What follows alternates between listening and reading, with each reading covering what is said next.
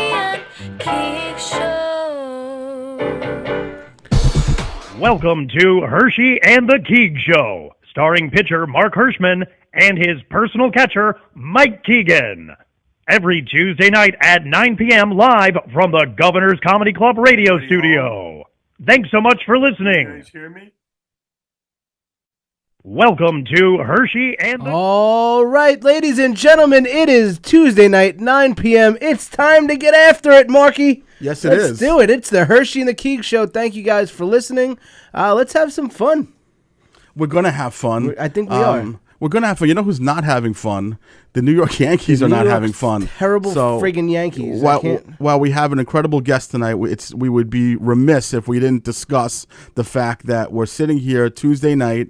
The game is streaming, of course, so it is going to be accessible if we want to watch it. But we don't want to be nauseous, so we're probably not going to watch it. I can't watch these losers that have no heart. Yeah, you and I have been fiercely critical of this group, potentially on the verge of getting swept in the Bronx. Yeah. They're 90 minutes from losing. You know, it's funny. We had talked about this, and luckily neither one of us decided to spend multiple thousands of dollars, even though we're both very, very big diehard Yankee fans, to watch this smut, this nonsense. It is smut. It's just disgustingness. It is smut. They got out of that inning. Can you imagine how miserable we would be if we dropped $2,000 apiece to go ahead and bring each one of our kids or something like that? I was very close, depending on how it went the first two games. I probably would have dropped $1,500 on a ticket. Easily. Yeah, absolutely. Yeah. I even saw some going cheap today because they're such big. Oh, losers. they were down. Absolutely. I saw a ticket for $425 today. I'm like, maybe I'll do it. Yeah. Now, how about those two guys? You see the two guys at the game tonight? Two guys who Mookie Betts goes up for a fly ball and a foul ball in the and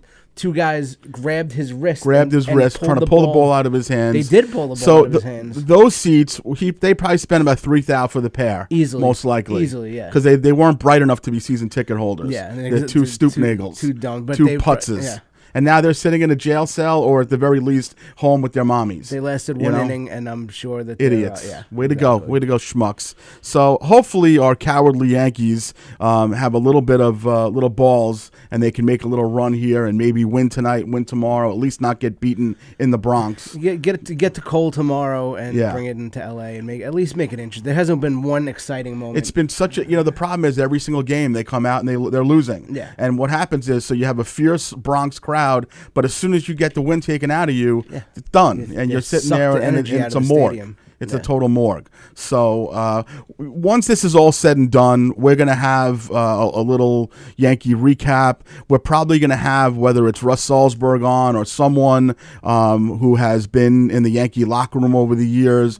We're gonna kind of break this down and talk about how we both feel that the Yankees they made it here a little bit further than we both thought. They got through two pretty soft teams, not to discredit them, but they don't look like they're a match for this type of team, and that's a problem. The big guys aren't doing anything. Yeah. It's terrible. Yeah, it is terrible. But, certainly, like I said, that's for another day because luckily something to put a smile on our face after last week where we had Levittown legend, our good friend, Sue Galena, coming off of her house being burned to the ground. Apparently, the feedback was beyond either one of our expectations. It was enormous, Mark. It was crazy how many texts I got that this was one of the best episodes we've had. The views on Facebook were in the many thousand, and that's not hyperbole. No, that's legit. So really, we're riding a little bit of a high, and this business is a lot of ebbs and flows. But very fortunately, we're going to keep on riding the wave here, and this is something that I've had a little anxiety about because my love since I'm a little boy for Buddy Hackett. We've talked about it. Absolutely. We've talked about it many a million times on the show. We've talked about it, how, Buddy was certainly an inspiration for me to become a stand-up, and so my dad raised me. He's the one I can blame. You can blame Buddy. And we'll get into it a little bit. I'm gonna ask Sandy, when he comes on, if he remembers. I'm gonna give you a little history as to how my relationship, my dialogue with Sandy started. So really, as long as he's here, with no further ado, we are going to bring up Sandy Hackett, who, in his own right, wonderful comedian, actor, creator, and actor on the traveling show The Rat Pack. Dad, husband, you name it. This guy is a fantastic human being and son, of course, of, to me, one of the top 5, 3, 1, 10 comics that we've ever seen of Buddy Hackett. Easily. And it is truly with great joy that we bring on the great Sandy Hackett. Where are you, Mr. Hackett? Well, first of all, my wife is off screen, but as you're doing that introduction, she goes, I thought you were on the show today. I love that. I love that. Tony, can you kick up the volume a little bit louder? Oh, it's him? Okay. Can you kick up your volume a little bit louder on your end, Sandy? Do you have the ability I could, but I'm trying to watch the Dodgers clobber your Yankees. There we go. I was going to ask you don't even have to have the volume on. It's already over. I was going to ask you. It's over. You guys scored a run. You're only down 1. That's it. Yeah. And, you're fighting for your lives. But Exactly. I just want to make sure, Tone, can you just make sure that our audience is able to hear Sandy fine? They are. Okay, good. It was one of the things I wanted to ask you before we kind of dove into Sandy Hackett stuff. I was going to ask you, are you interested at all in this Dodgers-Yankees thing? But I'm getting the vibe that based on your hoodie right now and the fact that you're streaming the game, that you do have some interest in it. Is that correct? I'm rooting for the Dodgers. I was a Dodger fan since I was a little kid, and my father, who grew up in Brooklyn, he lived in the same apartment building as Sandy Koufax. Oh, wow. Oh, very cool. And when I was a kid, Sandy Koufax, I thought I was named after him. I wasn't, but I was a big Sandy Koufax and Dodger fan. And my father used to say, I'm going to go to see the Dodgers. They're playing. Would you like to go see a ball game? I love that. That's great. I love that. Are you hearing him well on your side a little bit? It's a little light, but a little light. I hear what Okay. you're saying, Yeah. If anyone on our end can just crank it, or Sandy has to up his volume a little bit. I have the volume all the way up. Okay, good. And I can All right. yell if I have to. All right. Yeah. No, But I can hear you don't forget, now. I'm in LA. You're in New York. I got to yell 3,000 miles. I love it. So, Sandy, I'm not gonna dwell on it, but it is important that for my audience, they kind of understand. They do know my love for Buddy. They don't know my history with you, which you may not remember any of until last week when we spoke. But just to give people a refresher. June 30th of 2003, the day after that, I went down. I had just bought a house, and at the time I had a 6-month-old child only, and there was no iPhones, there was nothing like that. So I went down into my office computer and I did what I did every day, which is check the sports and check the scores. And on the crawl, it said that legendary comic Buddy Hackett passed away. Yeah. And my wife came downstairs and she saw me with tears dripping down my face, and she got scared, like, what happened? And I said, Buddy Hackett died. And certainly she felt badly, but she thought it was a little peculiar that I was sitting there weeping at my computer about someone that I didn't know. Yeah. But I did know. You know what I mean? I did know, because I grew up watching this guy from the time I was 10 years old. My dad first turned me on to stand-up and Buddy. And anyway, maybe a week or two later, I had written a very long-winded email. I had tracked Sandy Hackett's email down online, and I wrote him an email, and I was very surprised that he wrote me back a very long-winded email. So first things first, do you remember that, Sandy, the first email I'd sent you 20 years ago?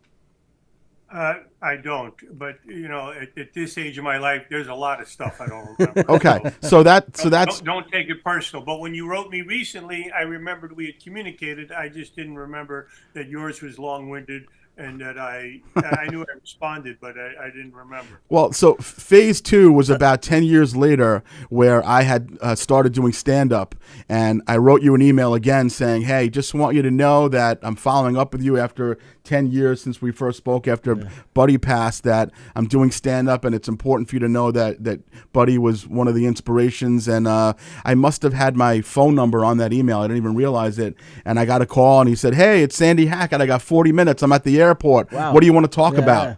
And we spoke for about 45 minutes. You were flying, I believe, out of Vegas at the time, possibly. Does that sound about right, Sandy?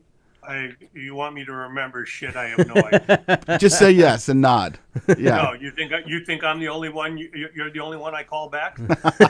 I don't know. He likes to think he was. Yeah. Yeah. Well, you know who I learned that from was Leno.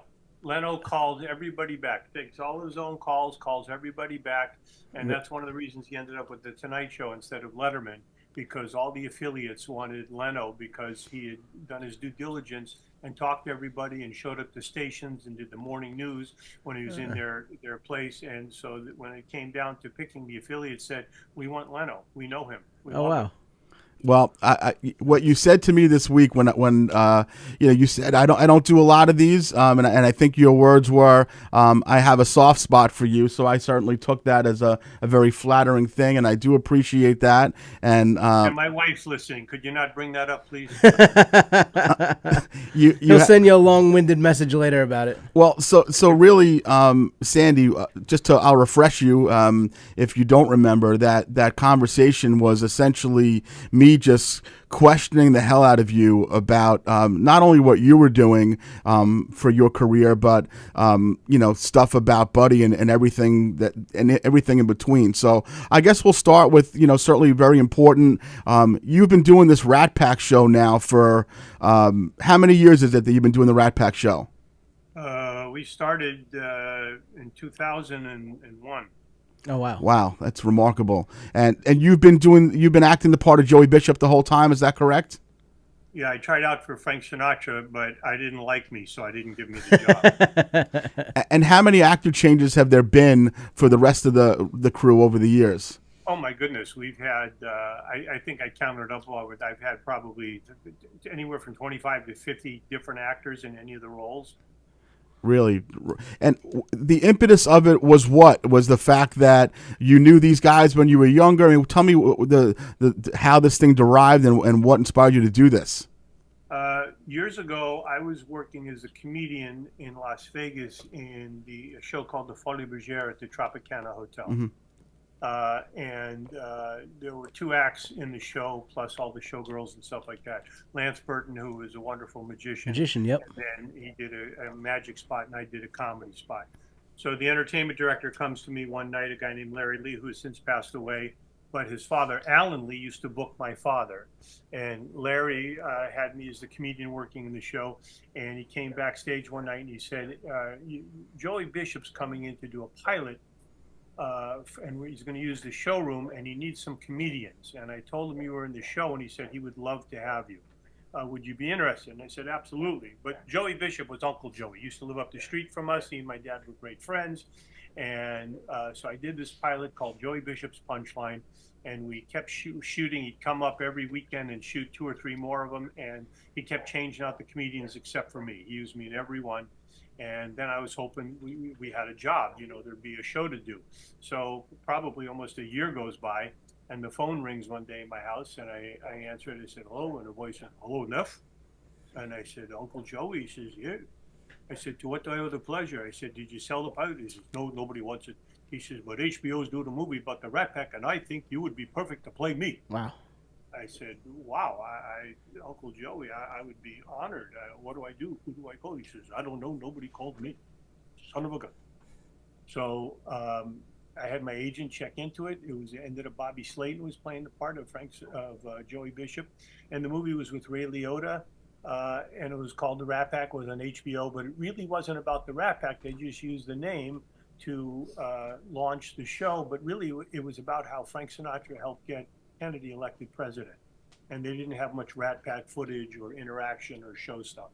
So, but it put me on a course to want to, play Joey Bishop. So I created a show about the Rat Pack, went back to the original source material, and then my wife and I went down to Los Angeles when Joey was still alive, and we sat with him for several hours. And he didn't remember much of the material, but he had a bunch of tapes from the original Rat Pack stuff that he gave me and sent me home with all VHF stuff that had been converted from probably 8 millimeter or 16 millimeter to VHS. And I got to go through it and watch all the stuff and put together a script and fleshed out some of Joey's jokes. And, some of the stuff wasn't, you could do it in the 60s, you can't do it now. So we had to change some of the humor. But that's what started me on that course, and the show ran in Las Vegas for years. We were a sit-down, and then my wife and I took the show on the road. Wow! And my wife is in the show, by the way. Oh, very nice. And her she comes from a legendary family. Her father, Ron Miller, was one of America's great songwriters. He wrote "Touch Me in the Morning," #1 hit songs for Diana Ross, "If I Could," "Yesterday, Yesterday," "Someday Christmas," "Heaven Help Us All," "I've Never Been to Me," and "For Once in My Life," which is in the new Joker movie. Wow, very cool. Yeah, so I talked about this with Sandy the other day. We're certainly going to want to book Sandy's wife down the road as well. Just Lisa, like her name is Lisa Dawn Miller. Lisa Dawn Miller, yes. So that would be she. I know she's listening and watching, but we'd like to have her for her own episode if she's willing to do so. That would be terrific. And we also want to get your stepson Oliver. Please talk a little bit about Oliver and what's going on with him and his TikTok fame. It sounds like he's really taken off himself. I'm going to need money for that. The Yankees just hit a home run. Yes, they did. Yes, they did. Grand slam. Grand slam. Yeah. Oh, boy. 5-2. All right, you got life. All right. We got life. It's gonna Yeah. prolong my misery.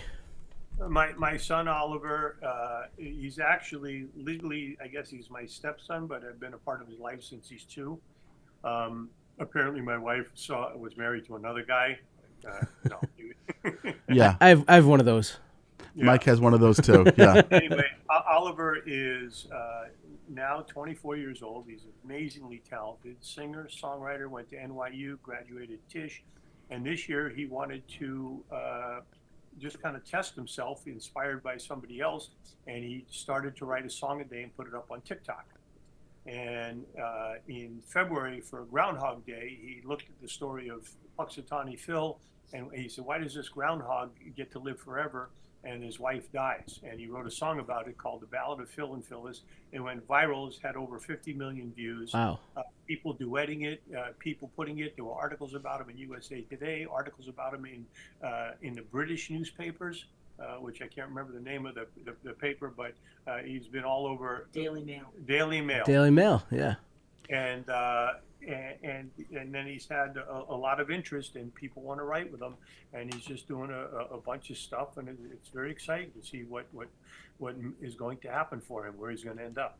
Wow. Yeah, so after you told me that the other day, I went down an Oliver rabbit hole, and I could not believe his voice is gorgeous, and one TikTok's better than the other. So, Mike, you know that you and I send TikToks back and forth constantly. Yeah, like 12-year-old girls. Yeah, we're like little girls. So you're going to be down an Oliver Richmond rabbit hole also. Excellent. So and his mother's voice is equally unbelievable. I mean, I married her based on her voice. That's it. Yeah. That's what sold you. I heard her sing, and she makes you feel. And there are a lot of wonderful singers out there, and some people can just sing, and some people just make you feel. Yeah. When they sing, and to me, that was the difference maker. Yeah, so I love that, and I'm going to segue if it's okay. You're talking about feel, and certainly Mike and I and Tony somewhat as well. We're stand-ups, and we talk a lot about the impact that we're able to make, and we're given the opportunity to make on people's lives. And for me, obviously, as a little boy starting out watching your dad's specials from Caesars and Atlantic City, I was hooked. I couldn't get enough of it. And, when we did talk that conversation 15 years ago, you were so kind to tell me certain things about your dad. The thing that sticks out in my mind, and there's so many, but the thing that sticks out in my mind the most, which is really so not conducive for what we see in comedy nowadays, you told me that your dad used to invite younger comics to your house for dinner on Sundays to, I don't know if it was just being a good guy, a mentorship. Can you tell me a little bit about those? Me and Mike would love to hear that. Well, it wasn't on Sundays, but my dad had, he wanted to pass the legacy on. He wanted to teach. He wanted to work with other comedians. He wanted to teach the young guys a lesson, and he was very accessible to all of them. When he was working in Las Vegas and they came up to the dressing room. I remember when I was a kid, and we're going back to, I was in 4th grade, so I was like 8 or 9, and my dad was on Broadway in a show called I Had a Ball.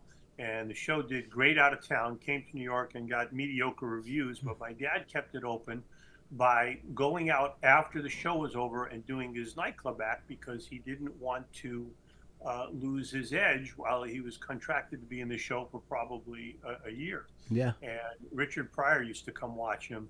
And then Richard came and lived with us at our house for a couple of weeks. And my dad used to say, I opened up his head. I taught Richie a lot of stuff. And then he went on to have big success. But That's great. And I barely remember that. But when I was 15, we were living in Los Angeles now, because this at that time was New York. But we were living in Los Angeles, and Richard Pryor was working at the Century City. They had a theater there. And I rode my bike to go see him. And my dad was out of town. I think he was working in Vegas, and I snuck in.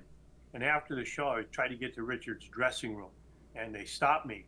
But it was a long hallway, and Richard was sitting on his chair, and he looked up and he saw the conversation. And I said, I don't want to go see Richard. You can't go see Richard. I said, but I know him. And he looked down the hallway and he said, Sandy? And I said, yes, sir. He said, let him in. He's with me. And I sat there in his dressing room, and he was there for a week, and I went like every night and sat in his dressing room and said, you come hang out all you want. You be here. You're my guest. And, my dad mentored a lot of comedians. And then, you guys are comedians, so you probably do this. You hear a joke, you call up one or the other, hey, I heard this joke, or I wrote this joke. What do you think of this? But my dad, first thing in the morning, was on the phone with what he had written or who he'd heard, or someone called him. And a lot of times Jan Murray would call him with a joke, and my dad would laugh, and he'd say, are you going to tell? He goes, oh, I could never tell that on stage. And for the audience that doesn't know, Jan Murray was a veteran comedian, been around for years, but he wouldn't tell the jokes. But my dad, I'll tell it. Yeah, there you go. So I'd be happy to tell it. I know, obviously, that your dad had so many appearances on Carson, and from what I hear, more appearances on Carson than any other comedian. 130. Wow, that's I didn't know that. That's insane. From what I've heard, that some of the best moments and the best jokes that were told by Buddy were during commercial break that he couldn't tell on air. Is that true? Well, it was actually before that. My dad was always habitually early. So, and a lot of times, the reason he was on as many times as he was, if someone fell out, they'd call my dad knowing he would show up. He didn't live too far from the studio, and he'd go over. And then when closing week, when he had all the guests on to say goodbye, and Johnny thanked them, he says, so many times someone fell out or got sick, and you would come in, and my dad said, it was very hard to stop drinking at 10 o'clock in the morning. That's unreal. My dad used to go early, and after they loaded the audience in, my dad would be in his dressing room. And before Ed or anybody came out, my dad would go out and tell the audience the dirtiest jokes. And then when the Tonight Show started, and Ed would go warm them up, and then Johnny would come out and do the monologue, and then he'd say, here's Buddy Hackett. And he'd say, Buddy, how are you? What have you been? And my dad would start into one of the dirty jokes. And the audience would just start laughing, going, how is he going to pull this off on national television? And Johnny would just start. We have clips and I do a show called My Buddy, all about my dad, which will be in Hackettstown, New Jersey. That I would love to see. Centenary College for their Fringe Festival, and it'll be November 14th through 17th. But yeah, we're going to put that up on our socials so we can let our people know about it as well. Cool. So he would tell these jokes that were. And then Johnny would just start picking up his stuff, and my dad would say, "What are you doing?" He said, "Well, this will be my." Johnny would go, "This is going to be my last performance on the show. I'm sure they'll be firing me after this show." And they had a bad boy relationship where Johnny just loved him, and he let him go. So he would tell those jokes, and then sometimes you're right, during rehearsal or during commercials, he would tell dirty jokes or tell whatever, or tell the joke the real way that the audience, if he had a new one. But, yeah, that was him. Sandy, something that I learned very early on, and it's something that we talk about on this show a lot, is that you can learn how to write jokes, you can learn how to hold a mic, and you can learn all the different nuances about stand-up comedy. But what you can't teach any comic is likability, and certainly out of any comic that I've ever seen, Buddy Hackett was by far the most likable. His audience revered him. He had them eating out of the palm of his hand. Live sets, Carson shows. Would you agree with that? I mean, and how did that manifest? I guess it's just by Buddy being Buddy. I mean, my dad had a mindset, and he taught me, and I've taught, when I first met my wife, I taught her, I taught my kids. He used to say, don't be afraid to let the audience love you. Oof. Great. Wow. And that's a really hard thing, because a lot of times we as performers get up there, and when you're first starting out, when you're new, and you can remember back to being new, you guys, 8, 10 years ago, whatever it was, Mark, you're up there, and in your head, there's 90% of you watching you. Right. And 10% of you performing. How am I doing? Did they like this? Was this okay? What about that show? Did I do this? Did I do? And then as you start to evolve and you look at yourself 10 years later, and my dad said it takes 10 years to become a working comic. It takes 20 years to become a great comedian.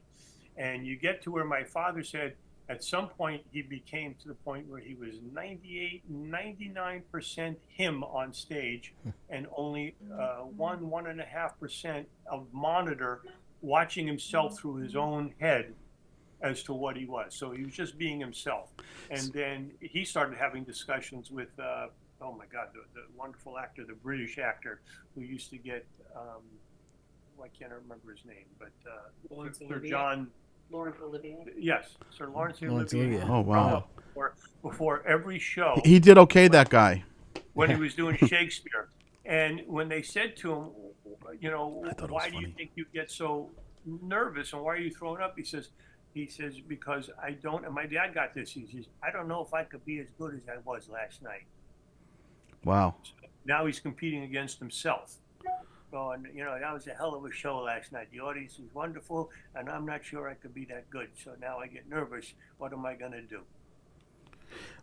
It's crazy because you said something now that really struck a chord with me about the don't be afraid to let the audience love you. One of the things that I fell in love with Buddy when I first started watching was that he spoke about you. He spoke about, I believe, your sister with such reverence. And there's a part which I'm sure you've watched a million times on one of the live tapes from Atlantic City when he spoke about the glamorous Cherie Dubois, your late mother. And he spoke Not with. late. She's still alive. Is she your mom is still alive? Jesus Christ, Mark. Yeah.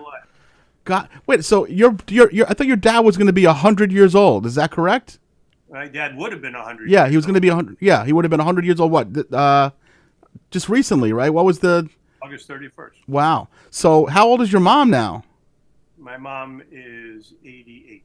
Wow, God bless. Wow. Okay. So, you obviously remember what I'm talking about as far as Cherie Dubois when he just talked about her. Well, of course I remember, but yeah. You missed the rest of the joke. He said, I married the exotic Cherie Dubois, which was kind of shocked when I met her mother, Esther Cohen. I didn't want to tell the joke. I wanted you to tell the joke, obviously. There you go. So, yeah. So, and what's fun to me is we go out, we do Rat Pack shows, and I still do stand-up and corporate and, all kinds of events and stuff like that. And I've toured with a bunch of people, and I love when people come up to me and say, we know your mother, Shireen. And I go, okay. They just want to make up whatever they want to tell you. Exactly. Sherry. That's correct. That was how mom spells it. Sherry, Sherry Hackett. Yeah. And obviously, he told about your mom's selling stuff in the garment district, and I'll nail your balls to the wall, Marvin. That was when he used to talk about her being a interior designer. Yeah. Interior decorator.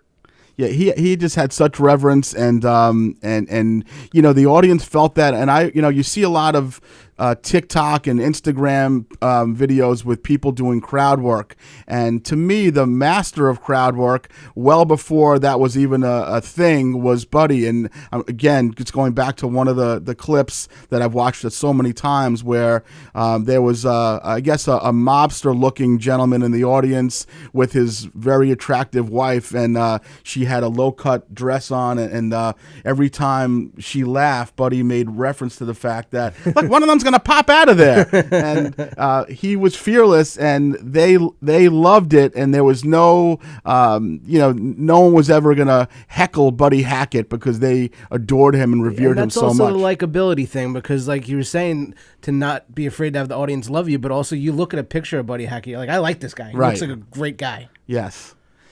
Was he as incredible as a dad and grandfather as we would think he was, Sandy? Well, he was an incredible dad, I can tell you that. As far as being a grandfather, I never had that experience. He never got to meet my kids. he had passed away. So Two for for two, me, Mark. I don't know that part of him, but he was an incredible dad. He was an incredible friend. He was my best friend.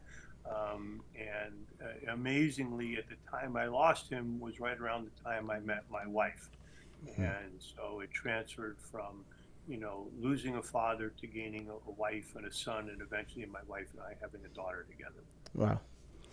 That's things happen for a reason, I guess, and the fact that you honor him every single day, I guess, with between the Buddy Show and my buddy and the Rat Pack Show, obviously as well. What else? His voice is in the Rat Pack Show. It opens the show. He's the voice of God. Oh wow, that's great. He sends them back to do one. I'm sending you guys to do one last show. It's going to be like it was in the early '60s when the press debuted the Rat Pack. Wow. You're going back.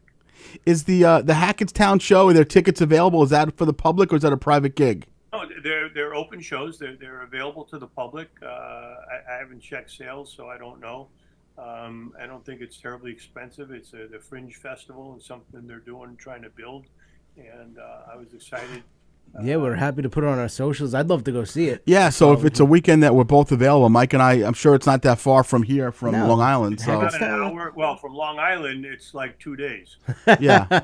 If You guys have covered wagons, right? Yeah, once you get out of the city, it's not bad, but it'll take We you were a just day and a on half to Long get out of the Island with city. our Rat Pack show. We were there at Eisenhower Park. Oh, nice. I live. I could throw a rock from my house and hit Eisenhower Park. How did that work out? Did you enjoy working for the Long Island crowd like that, Sandy? I didn't know what to expect outdoors. We're at the Harry Chapin Lakeside Theater. Yep. It holds just a big grassy lawn. Yep. And, you're rehearsing in the afternoon and all there is grass, and all of a sudden the place starts to fill up. And the next thing you know, there's 10,000 people. And I didn't know how the show would play outdoors because normally we're inside at performing arts centers, but the crowd was spectacular. They were warm and friendly, and they listened to everything. They loved it, and they were great. Great. Was it an older crowd? What was it a total mix? What was it like? I have no idea. We're standing up on stage. We got lights in our eyes. Yeah, they have the black eye. I'm not even sure there were people there. It might have just been crazy for all I know. Because they have the summer concert series there, so it's just a big thing around our area. Everybody goes to all the shows there. Yeah, no, that's what we were part of, the summer concert series. Yep, absolutely. Awesome. Do you remember who made your dad laugh the most? Who was the people that he enjoyed their comedy? My dad was a big fan of everybody, and of course he was friends with so many people that he started with. He had a lot of great friends, and used to get up in the morning and start Jan Murray and Shecky Green, and he and Shecky had like a love-hate relationship. One day they're talking, and the next day Shecky's mad at him for something. You never know. But he was friends with Pryor. He was friends with, I don't know any comic that he didn't really at least know or interact with, or have some sort of relationship with. So I got pictures of him with Bill Cosby and Richard Pryor and Flip Wilson. Wow. He was on the Rowan Martin's Laughing with those guys. He was great friends with Dick. He was great friends with Joey. I don't even know. And then I've got a picture. We've got it up on Facebook. My wife has it on Facebook. Of my mom used to go to Malmaison cooking school, and my father said, "You're going to the cooking school. When are we going to get to eat?" And she said, "Invite all your comic friends over, and I'll make lunch for everybody." And we have these pictures. My wife has posted up on, what's the Facebook site? My Buddy Hackett fan page. Buddy Hackett fan page. We've got a picture there with Rickles and Newhart and my dad and George Burns and Tom Poston. That's amazing. That's literally everybody. Michael Glazer, Angie Dickinson, Joey Bishop, Danny Thomas, and my mom, and there was like 30 guys, Don Knotts, and we used to have these luncheons about every 8-9 months. But the sad thing is, after the first one, when we had one 9 months later, there was a couple guys less that had passed away. But I sat there. I was a young comic in my 20s. I didn't say a word for 3 luncheons. I just sat and listened and laughed my ass off. Yeah. Read buttons, and George Burns would call everybody out. He would say, "Red, you eat Chevy's food. You haven't said a word. I think it's time that maybe you say something, tell a story."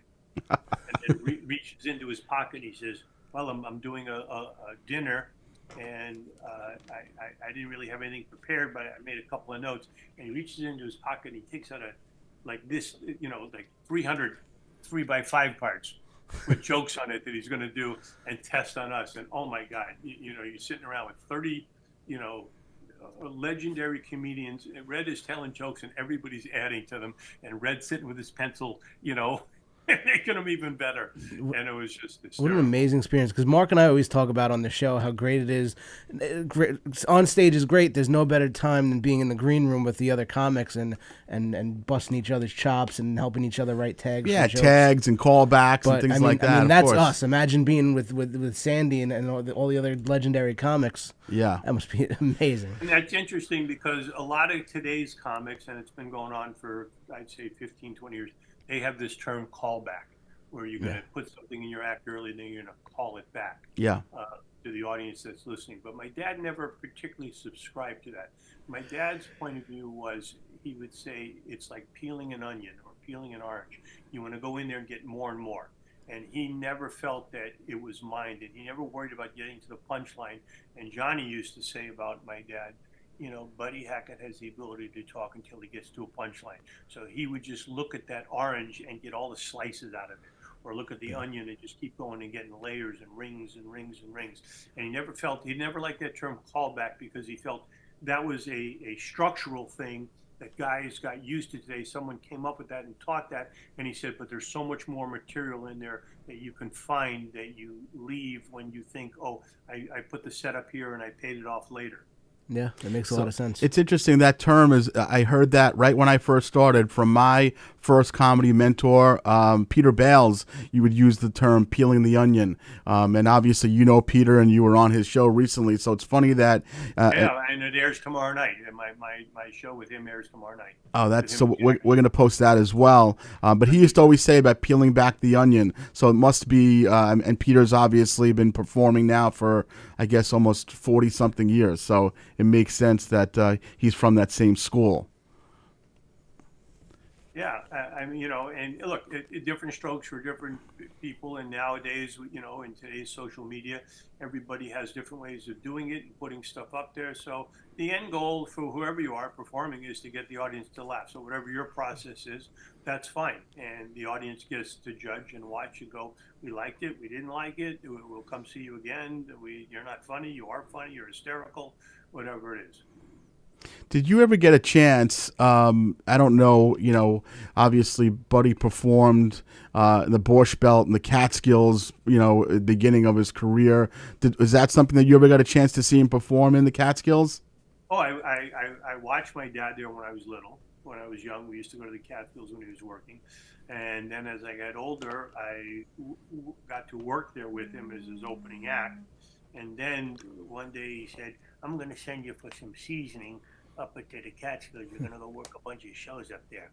And I was very excited. And then I got to the Concord, and the Concord had, what they call the American plan. So the customers got their food and then the shows for free. And the people could just be so rude to you. Yeah. And they had a showroom that held 3,000 people, a showroom that held 1,000 people, and the lounge that held like 450. So the first night there's like 1,200 people, so I'm in the big room. And I do a show, and I swear, I don't know if I got 2, maybe 3 laughs. And Billy Fine, the stage manager who'd worked with everybody there, said, tough crowd. And I went back to my room, no cell phones in those days. I walked back to my room. I'm just devastated. And as I'm walking into the room, the phone's ringing. And I go over to, I said, hello? And the voice says, that good, huh? I was in tears. I was crying, and my dad said, what happened? And I started to tell me, oh, you did good. 3 laughs. That's pretty good. Oh, man.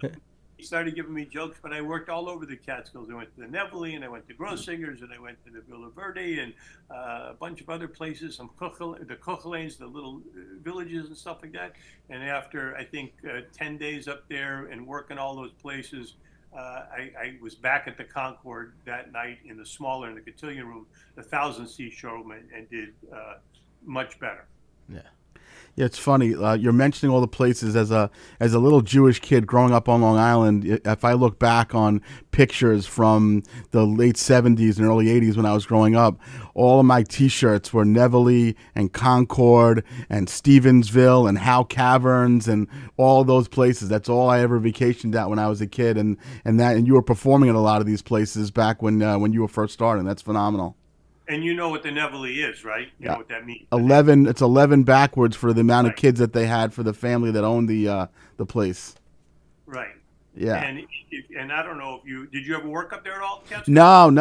I mean, there's nothing really left up there, at this point. I mean, there's not. Right. So they used to give the customers at the Concord, they used to give them little knockers, a little stick with a little wooden ball in the end. They call them knockers. Yeah. And they put them on the tables because they didn't want to applaud and hurt their hands. So you could be doing your show and they'd start banging those things on the table if you were good and or if you weren't doing so well. They could be a hell of a distraction. There's actually one place, kind of a throwback to those places that's still around, and a lot of the comics that Mike and I are very close with still perform at. It's called Villa Roma in upstate New York, which... that's what I meant. I said Villa Verde. It was Villa Roma. Yeah, Villa Roma, yeah. I worked there. That was fun. Yeah. So as a matter of fact, up there. When I had posted that you were coming on, I got a text from a very close friend of mine who apparently he had taken a shuttle to the airport, or either to the airport or from the airport with you when he was performing in Vegas maybe 20 years ago. My friend Chris Monti, and he was at the time a younger, just started headlining, and he goes, I rode with Sandy Hackett. He was a great guy, and he performs at Villa Roma constantly. He loves the room. I love the room, the audience, and they would call that the Italian side. And I still remember I played golf. I got up there early. I played golf on a golf course, and the 18th hole has this giant tree that kind of blocks the golf course, and I was right behind it, and it hit a beautiful wedge over the tree onto the green. And I will never forget that shot. The show I don't remember, but the shot I remember. We never forget our best golf shot, ever. Yeah.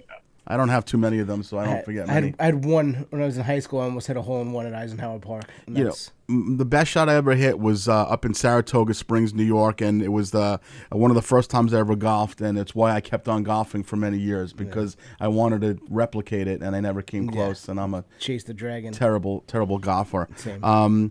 This is going to be probably a little bit of a tough question. I don't even know if you'll be able to answer it, but do you ever think back? I mean, there has to be a level of surrealness, essentially, of being. Aside from your own credits and all the acting and shows and stuff you've done, but do you ever think back just to say, I was blessed to be the son of this incredible comic legend, human being? When people stop you and ask you things, and you get people like me asking questions, what does it mean to you to be Buddy Hackett's son? Well, look, you're very benevolent. You were a Buddy Hackett fan, much appreciated. But you understand there are a lot of comedians, even when I was starting out, that thought I was only had any stage time or got to work or had any jobs because that was my father, and that I didn't deserve what I had. So they were either jealous or envious or whatever words you want to use, and they would take pot shots at me. They would say to my face, "You don't deserve to be here. Yeah. Who the fuck are you? What have you? If not for your dad, you wouldn't be here." So there was both. And I said to my dad one time, and this joke is in my buddy, and it's one of my favorite stories, because I said to my dad one time, I was leaving to go out on tour with him, and I was working with a bunch of entertainers, and they said, "What are you doing tomorrow night?" I said, "Well, I'm leaving in the morning. I'm going to work with my dad." They said, "You're opening for Buddy Hackett?" I said, "Yeah." I said, "Wow, I'd love to open for Buddy Hackett. That would do so much for my career. That would be just great. I mean, what a feather in my cap." So the next night I'm on stage with my dad, and my dad used to walk out on me at any time he felt like, either dressed, scantily dressed in his shirt, and his underwear. He would come out in his underwear, like it was normal. He'd have his cowboy boots on, or his shoes, and just in his underwear, or sometimes just his shirt and no pants. And that's great. I said, "I want to thank you." And he said, "For what?" I said, "Well, a lot of entertainers, I told some friends I was working with you, I was going to open for you. And they said, boy, we'd love to work with Buddy Hackett. That would be such a feather in our cap. And my father said, fuck them, let them find their own famous father. That's amazing. Yeah, I think. So your question is, it's a double-edged sword. Yeah. Sometimes it's great and it has opened doors, no doubt about it. And I've had some wonderful feelings from it. And there's been some, jealousy or people going, no, not him. And when you're starting out, you and I could be on stage in the same place, both do terrible, and they'll remember me because I was Buddy Hackett's son, and they go, Buddy Hackett's son sucked. So Yeah. you carry that until you get to a point where you can carry, you can do your own time up there, and then it doesn't matter anymore. But for a long time, you had to overcome that. Yeah, I felt I had to work harder. And how does your, it's curious because I always get my toughest critic is my wife as far as my stand up. What does Lisa feel about your comedy and your acting? Is she a tough judge, or she thinks you're the top? My wife is maybe the smartest human being I've ever met. I didn't know it at the time when I first met her, but as she became my partner in business and doing our shows and doing Rat Pack and rebranding everything and doing the marketing and many other things, and she produces music and she's written 100 songs of her own and taken over, had a 14-year battle for her father's legacy. And when we do Rat Pack, and she would just say to me, I worked in other shows, and she came to see me. She says, I don't know why they're telling you anything. They should just let you go. And my father used to say, just do it. Do whatever you want. Just do it. Go for it. And my wife said, just go for it. I have no problem when the mic's in your hand. I know we're safe. Nice. And just be you and be the best you can be. And so she's always been a wonderful champion for me from the very first time we ever met and worked together. And she's still that way. At home, sometimes she doesn't laugh at the jokes because she's heard them before, but she's still a big fan and a big supporter.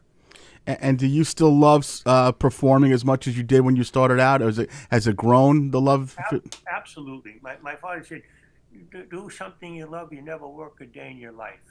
And he said, if you don't love doing comedy for free, the money's not going to change it. You'll just have money, but it won't make a difference about how you feel about doing it. And I love doing it. I love being on stage. The other night I worked up I was in Flint, Michigan, doing a 60th birthday party, and I was amazed that I was booked when I got there because I had no idea, doing everything by phone, that they had booked me, and I was the only white guy there. The whole audience was black. Yeah. And I said to the audience, any Jewish people here? Of course, there were none. Any Catholic folks? None. I said, what are you people? Someone yelled out Episcopalian. I said, any black folks here? And they all just started laughing. It was such a question. But they were wonderful. Yeah. And they were a terrific audience, and they were just people that wanted to laugh. And just like us. Comedy is funny. Comedy is comedy. And I'm sure you can find ways to offend people that some comedians want to do nowadays, but I think our job is just to go out there and laugh and adapt to the situation. So if I'm working to whatever the crowd is, whether they're old or young or from the South, from the North, from the Midwest, they're seniors, you adapt to that situation and go, my job, I got hired to make you laugh and take away your pain for an hour. Yeah, well, you definitely do a good job of that, and again, we're so honored that you decided to come on with us, and even if you remember nothing about me, even though I thought you did, I barely remember you when we leave here. I remember some of the stuff. I just don't remember all the details. Yeah. But to me, I wasn't you thinking. I love Buddy Hackett, and he inspired me. Yeah, he inspired me too, but in a different way, and that's what I remember. Yeah. Our exchange in life was for minutes. Yeah. Where my exchange with my father was my whole life, and I miss him and wrote a show about him, and I honor him, and I love him, and there isn't a day that goes by I don't think about him. And amazingly, my wife's father was one of America's great songwriters, and we always reflect. One of us says, oh, my dad wrote a song about that, or my dad wrote a joke about that. Yeah, that's great. That's how our family kind of gets through life. So we're gonna before we let you go, we're gonna want to posting on our socials all the stuff you have coming up. But please just kind of run through the My Buddy Show and the Rat Pack, what you have going on, and certainly there are things that are local that you can promote right now. So maybe some of our viewers will want to come and watch you in action. Well, I'm going to be in Chicago on November 9 and 10. Actually in St. Charles at the our Club Arcada doing My Buddy. And then I go to New York the next week for shows at the Centenary Stage Fringe Festival, November 14th through 17th. Rat Pack is, we're booking tour dates next year, so you can go to sandysratpack.com and look for our tour dates. My wife has shows for Once in My Life, where she sings all of her father's music. And she's absolutely stunning. My son is out there doing shows. He just was in Brooklyn. So if you go to any of our websites, they all link to everybody else's website, and you get to see everything. But doing the stuff about my father's fun. And I just did a TV show called Reviewish that comes out probably in January. You know, look, this is what we do. We love what we do. You guys are there at Governors. I've never been on stage there. Would love to come there someday. Don't know if I'll ever get there. I don't end up working too many clubs anymore, mostly corporate and stuff like that. But we love what we do. I hope you guys love what you do. I hope you love it. Yeah. We both love it. This has been my passion for almost 14 years now, and I love it. We love it, and we certainly, you know, I think one of the things why we do this show is that we love each other. We love making each other laugh. We love making our viewers laugh, and this is definitely a labor of love and a passion of ours. And this has been a thrill. We can't thank you enough. I will be in touch with you as far as having Lisa and Oliver on the show down the road. We will be posting the socials, and if Mike and I can get to Jersey on the 14th, I would love to. I'd love to get out there. We'll stop and say hello. And anytime you're coming out near Long Island, let us know, because there's always... Where is Governors? Because I did Jackie's show, and I drove out there. We did Eisenhower Park, but where is Governors? Governors is about 3 miles away from Eisenhower Park, so... You were down the block, basically. I'm not driving that far. Yeah. Yeah, you were right on Hempstead Turnpike in East Meadow when you were at Eisenhower, and Governors is... Yes, I got so lost. They had construction. They're putting cones up in the middle of the night. Yeah. I couldn't find the hotel. I couldn't get off. Okay. I couldn't get on. It was insane. Yeah. Well, Governors is about 3 miles from that. Yeah. So and we're always running shows here. We'd love to have you out. Yeah, I here, mean, I know you say you don't do clubs a lot, but Mike and I produce shows all the time, and there's several different rooms out here. There's Governor's main room. Governor's has another small room in the back. Then there's the Brokerage and McGuire's. So if you ever think about it, let us know, and we would love to have you on a show with us. All right, and so look at you now. 10 years. How many years in the business now? I started July 13th of 2010, so I just celebrated 14 years since the first time I was on stage. So here you are producing shows, doing a podcast and stuff like that. You're taking the route that, you know, for the guys that look at us and say to us, oh, how do you get into show business? What's your best advice? You just got to bite the bullet and go do it, and then you make friends with people instead of enemies, and you help each other. And then everybody, you know, say, hey, I'm doing a podcast. You want to be on my show? You know, the whole cast of Hamilton were all actors that they went to school together. And he'd say to his friends, you want to read this? And then one day he put a deal together and he said, you got a part on the show. He goes, do I have to audition? He goes, no, you're the only one that's ever read it. It's you. I wanted you. I wrote it for you. You're in the show. So God bless you, and take care of each other and be nice to one another. Yeah, absolutely. I love that you said that. We got a big election coming up, and we don't know what's going to happen for sure. Yeah. But if Trump gets in, it's going to be a moose fuck. Well, hopefully they let us keep on doing the show no matter what. And I'll end with this: that when I had been approached by the people at Governors about doing a show, there were several different comics that I was kind of considering about being my co-host. But one of my dearest friends in the business, and someone I thought I could trust and really work off of, and the only person I asked at the time was Mike. And it's been 2.5 years. We're still in the infancy stages, but we've grown. We're still in love, and I will tell you one thing.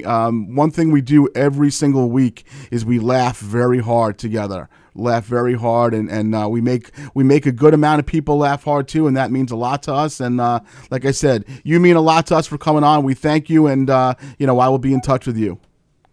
My pleasure, Mark. Mike, very nice to meet you. Nice to meet you as well. Thanks so much for coming on. My pleasure. I wish you guys the best of luck and keep doing what you're doing and promote comedy and entertain people and do it with a little, and don't be afraid to let the audience love you. Think about that when you're on stage and just say to yourself, wow, have I ever just let them in and feel me? Yeah, I'm Tell the joke, let them feel the joke. I wrote that down, and I'm going to print that out for both me and Mike, and we appreciate it. And like I said, thank you so much for your time, and we'll talk to you down the road. Thanks, Andy. All right, Appreciate be good. Thanks All right, very much. take Appreciate care. it. Thanks. Bye now. Thank you. That's a great line, man. That's It is just a great like line. Let's hope for a moose fuck. yeah, right. You're gonna hope for a moose fuck for sure. What does the sign say when we walk into the out of the green room, take a step up, and go on stage at Governor's? Play like a champion today. No, that's, that's that's Derek Yankee Jeter. Stadium. That's Derek Jeter. Jeter. What does the one say here? It says you'll think of something. You'll think of something. Exactly. You'll think of something. Exactly, That is but right. the line that he just said about what Buddy said about don't what was it again? I wrote Don't notes be all over afraid it. to let the audience love you. I don't be afraid to let the audience love you. And I think that's your problem a lot with your anxiety and stuff. Yeah. You're afraid to let them in Yeah. to know the real Mark Hirschman. You know Don't what be it is? afraid to let the audience love you, Mark. I'm going to make up a sign. I couldn't read what I wrote because I was writing. Maniacally. I was writing things like, I hate myself for what I just did during the interview where Oh my God. the You're 0 for 2 there, Mark. yeah. So apparently I whiffed on the fact that that I guess he was married a little bit later on in life, and then he had kids. Buddy's been gone for 20. He died in 2003, so 21 years, and so the kids are around that age. So I whiffed there, and then the big whiff obviously was. Oh boy! I mean, you can't. It was one of those moments where you get the douche chills. Oh yeah, and certainly it's so interesting because I told you, like, I was anxious about this all day, obviously, and I was excited. And, Don't say anything stupid. Don't say anything stupid. Yeah, you know what? Sorry to hear about your mother. Listen, man, I'm not. Still alive, Mark. I'm certainly not a Teflon, and I'm not perfect. And we've had a lot of good moments on this show, and I think I've had a lot of good moments and a lot of great funny moments, and good interviews and things like that. But that was a big whiff. I That's a mean, whiff. Hey, you know, you can't win them all, and you can't come back from that right in that moment. Yeah. You know what's crazy is that when I was doing my show prep, and I obviously double checked to see what the date Buddy passed, which was June 30th, 2003, and when I clicked on the wiki page, I felt like I saw that his mom had passed, and I guess in my mind, you also got to figure the man's 100 years old, right? You know? But his mom was 12 years younger, and 88 is not 100. So I get it. Yeah, I blew it. Dude, it's a perfectly honest mistake. Yeah, not really. I mean, it's a rough one. That was a big one. It's a rough one. You're not gonna be able to sleep tonight. What's crazy is because I've the part and we'll watch it one day together. The Buddy Hackett video that I'm talking about, but. Buddy talks about Cherie Dubois, who's Sandy's not late mother. Yeah, exactly. In the show. Early mother. And I've watched it a million times. Yeah. So the fact that I did not get her state of living correct was a whiff, and I can't come back from that. No, but it's okay. You move on. Yeah. But speaking of 90-something-year-old people, this is something that is super important. Our absolute favorite fans, coming from one of my favorite families anywhere in life. It is Wally and Judy's 64th wedding anniversary today. Wow. Yeah. Wow. So for those who don't know, Wally and Judy are major Long Island comedy fans, Governors, Brokerage. They're here all the time. They drive out to Bohemia, to McGuire's, and they live in this area, yet they drive, and Wally's still driving around. Yeah. What happened? Hicksville? Aren't they from Hicksville? They're from, they're actually from Five Towns originally. They have a home there. Lori, their daughter, who's close family friends with my family, lives in Levittown, and they also have a daughter that lives like in the North Shore, Roslyn-ish or something. Not Hicksville. not Hicksville, but not far from Hicksville. When they were Hicksville. You know, you probably got that from the same page I did about Sandy's mom.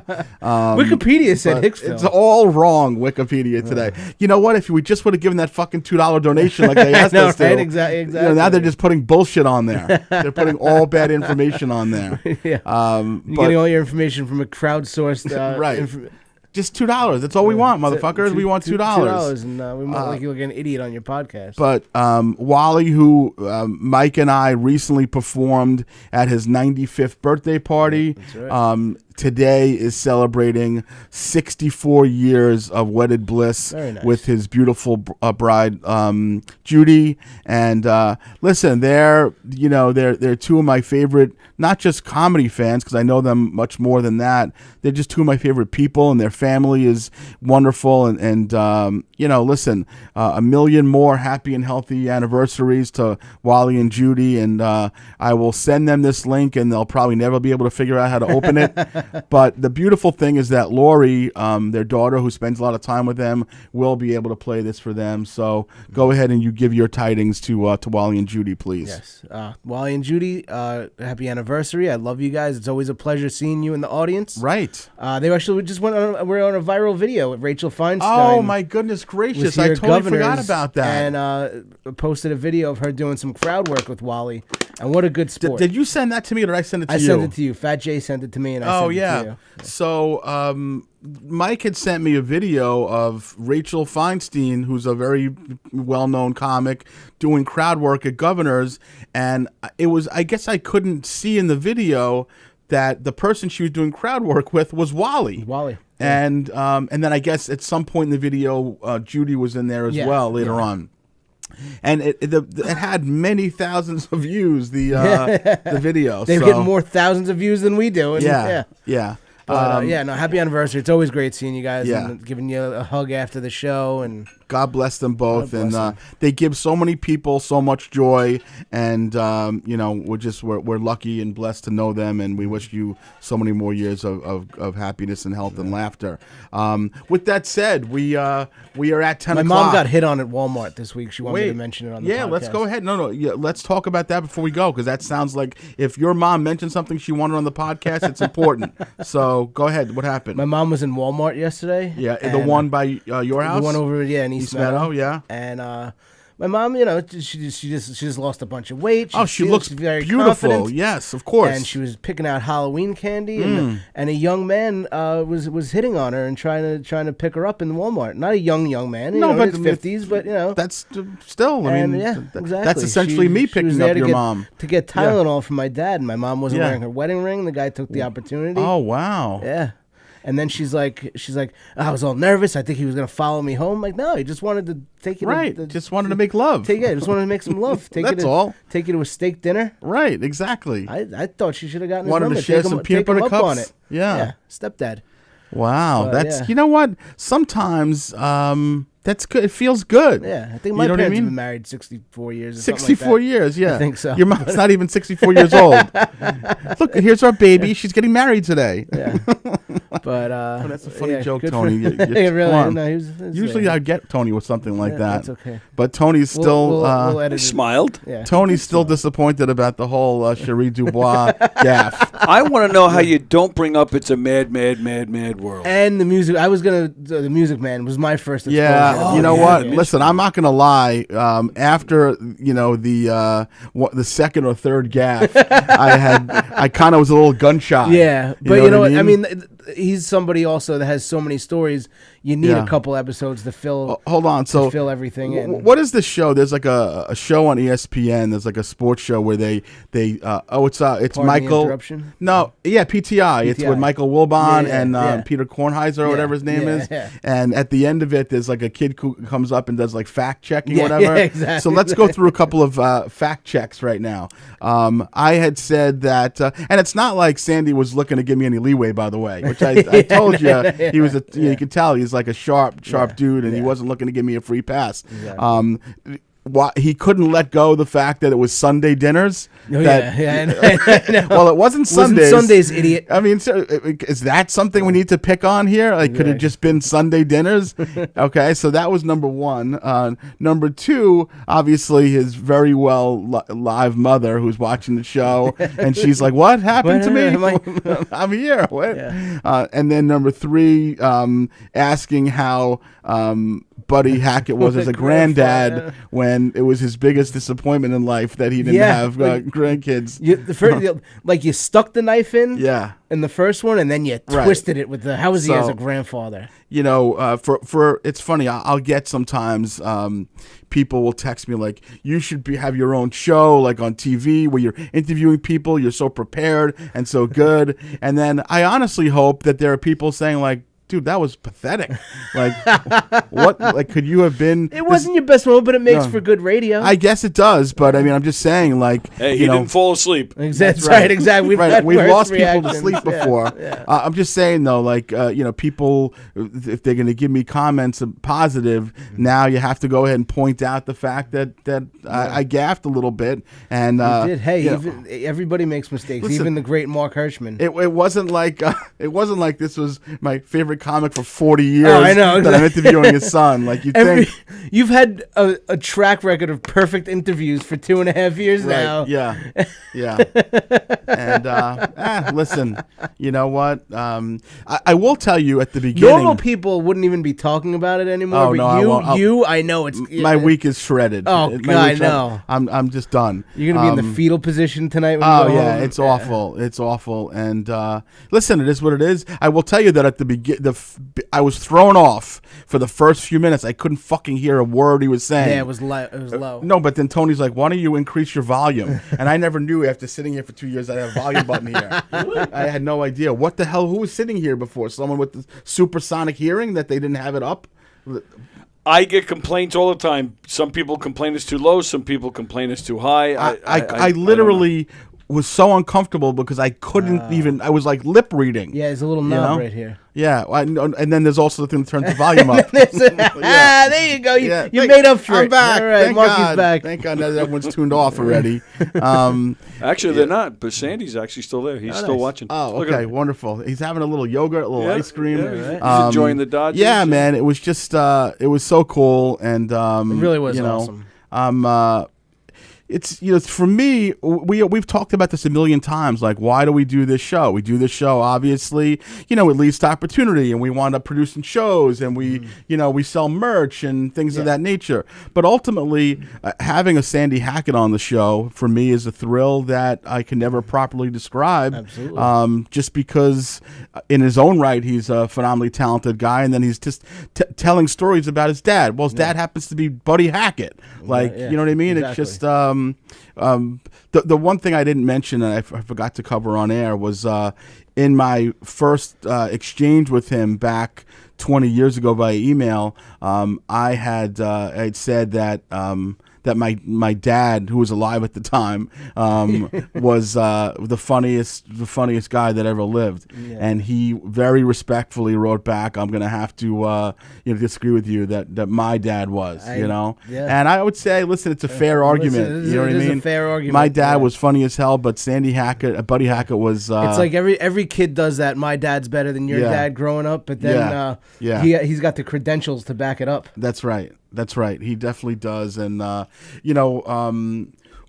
down the road, we'd love to have his stepson on and his wife, and it could lead to other opportunities for us, just as other guests that we've had on brought on other guests. And, just a really, really great night for us, even if I had a couple of missed curveballs there. But you're fine. I'll be good. I won't sleep for another probably week or so. Yeah. But that's it. So we ran a little bit over, which we don't normally do. We don't like doing that.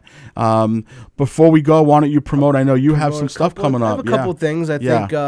I forgive you. Thank you, Bubba. Thank you. I listened to everything. I forgive you. I don't know what you're all freaked out about. You made a mistake. So what? Thanks, Bubby. Mark is the most neurotic person you'll ever meet. It's 2.5 years. You don't know there's a volume button. What the fuck? It's unfucking believable. Tony, what the fuck were were you doing this whole show? Yeah. God in heaven. Did I don't know if you should have my stepson and wife. What are you nervous Well, Sandy, about? I'm just another comedian. Did I say 2.5 years? I meant 2.5 weeks we've been doing this. I'm sorry. You lying piece of shit. You have a button there that turns up the volume.